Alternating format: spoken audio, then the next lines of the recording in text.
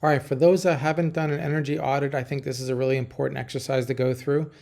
And if you haven't done it in a while, it's okay to go back and revisit it. But I think I want to go from the idea of a utility company at the house to going off grid and show you differences and what happens. But step one, let's just say you're thinking about putting something into a tiny home, whether it be a stationary or something on wheels. Go back and go look at that label and go see, okay, it draws 10 amps at 12 volts. That's 120 watts, right?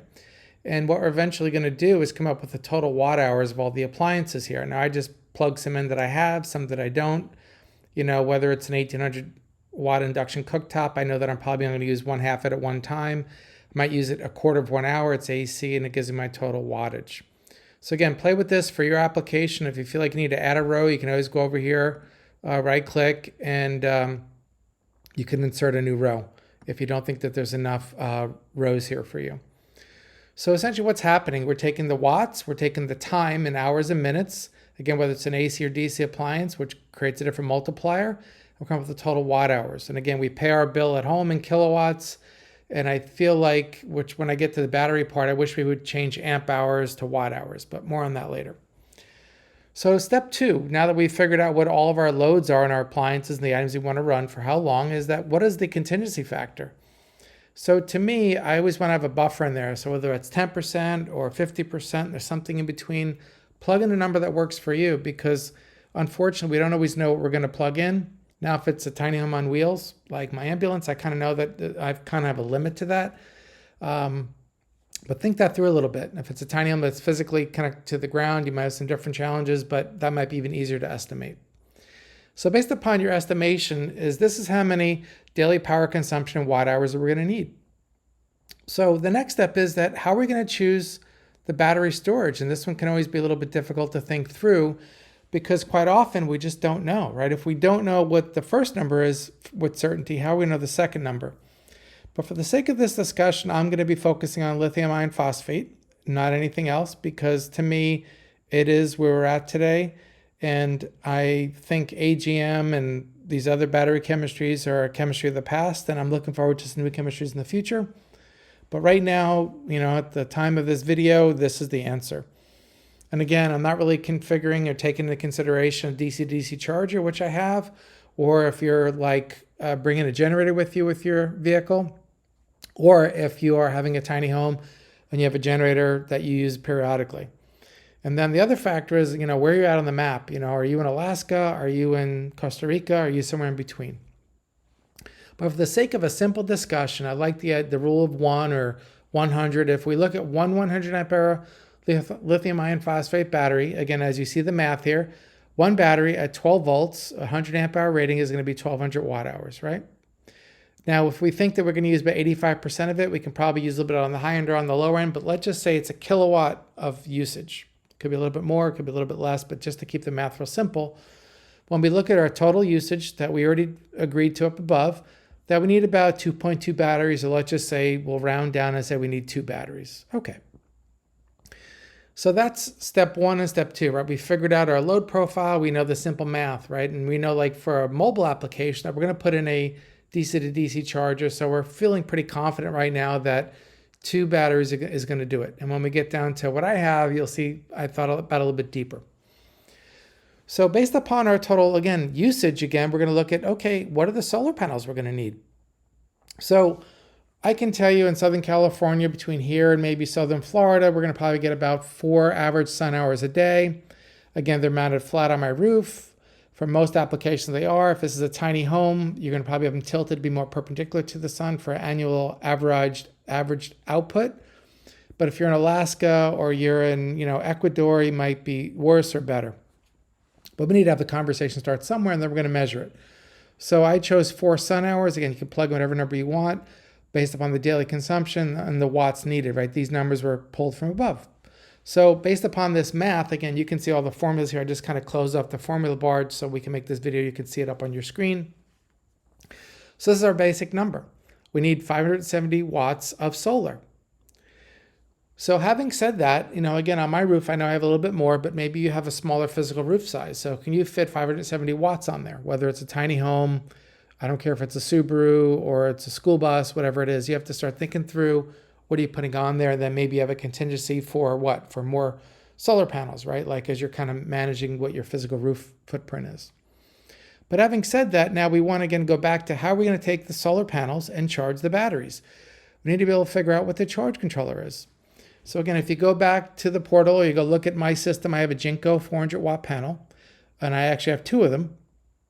And I know that I'm wired in a series configuration versus a parallel. They're wired in a parallel configuration, right? So the voltage is going to stay the same. So as you look at your setup and I look at my setup, I realize that if we look at the watts needed and we're dividing that by the amps, that we come up with the 52 amps of charge controller. Now, for me, I decided to go with the 70 because if you probably remember in a few videos back, if you haven't seen that one, if you're going to be boondocking or you're going to be what I would simply characterize off the beaten path, and you might be in a rainforest or high trees like in the Olympia National Park in Washington, that you might want to have some flexible panels. You're going to roll out on a kind of a long extension cord and reach the sun. So I want to have some flexibility for that if I want to add these on or do some different things. So I actually want to have a little more ceiling on even my charge controller. All right, that was step 5. Now step 6 is, now what is the inverter we're going to choose? Now this can be, again, a little bit kind of fantasy and a little bit of part reality. So again, we know from the initial load profiles, I'm going to be using 2279 watts, right? But that's like my daily consumption.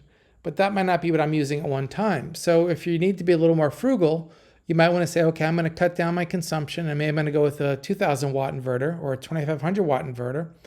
But for me, it's all about what I'm going to be using simultaneously at one time. And to me, that's a really important consideration. I think that I don't like seeing a breaker trip. I've been doing this for a couple decades, and I never like that feeling where you got to go reset a breaker. And managing your expectations, or if you're doing it for a client, is also critical. So think through, the profile. And if somebody says to you, or you say to yourself, hey, I want to go with a 2000 watt inverter, I'm okay with not turning certain things on, I have smaller appliances than your application, then that's okay. But I just want to say that for the sake of this conversation, is that managing someone's expectations and setting an agenda is really important, not just for myself, but for the people I kind of work with. So back on the ambulance again, right? I have a 3000 watt inverter. And as I mentioned, I have two 400 watt panels. So I have 800 watts of solar, and I have 412 watts of storage, right? I have two 206 amp hour batteries. So I did that kind of basic down and dirty 2-to-1 ratio based upon how lithium operates. And the C rate's going to be different too. Like if I'm pulling a lot of amp hours out of the battery, a very brief period of time, it's a little bit of a different conversation, right? And I don't want to get into that whole conversation, but I wanted to start thinking about how to do this. So in conclusion, I would focus on, again, lithium iron phosphate, lead acid, AGM, these golf cart batteries. I think there's something that's in the past, and they were great and they served their purpose, but you're going to carry around more weight, which is challenging. And if we're already carrying around weight, and weight is a consideration, and also physical footprint size. So first step, again, do an energy audit. Figure out what you're going to be running. Again, make headroom for your inverter and your battery storage. Again, if it's mobile application, you can apply a DC to DC charger. If it's a tiny home, yeah, maybe you can be near a river and have a little hydro. Again, if you think you need more storage, I want you to think about that and plan that out before you do your build. Make the space for it. Like you saw my ambulance, I thought through like, okay, this is basically what I'm going to be operating. I did my own mental energy audit, my own digital energy audit like you're seeing here. But how am I going to plan for having a little more if I have different loads or things change? So I know I can put 2 more above.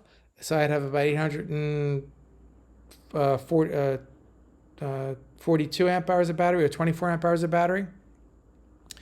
And I could probably even put two more additional batteries. So I can have probably like 10K of storage if I really wanted to.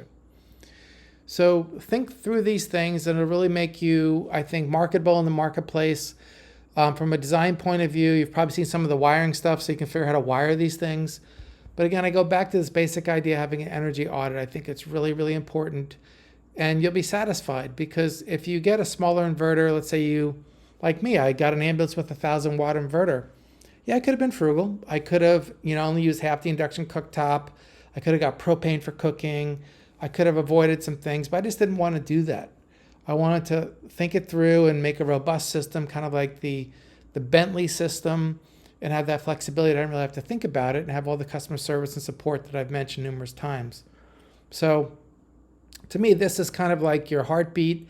It's your central nervous system of your system. Solar panels you can find anywhere. They're relatively generic at this point. If you haven't watched a video on why I chose my panels and doing the sizing for that on density, please go watch that. But I think, again, if you're either thinking about being in the business or doing your own load profile and trying to figure out, how am I going to do an energy audit for my situation, this is the first place to start. Anyway, I hope this is helpful, and I'll see you in the next video.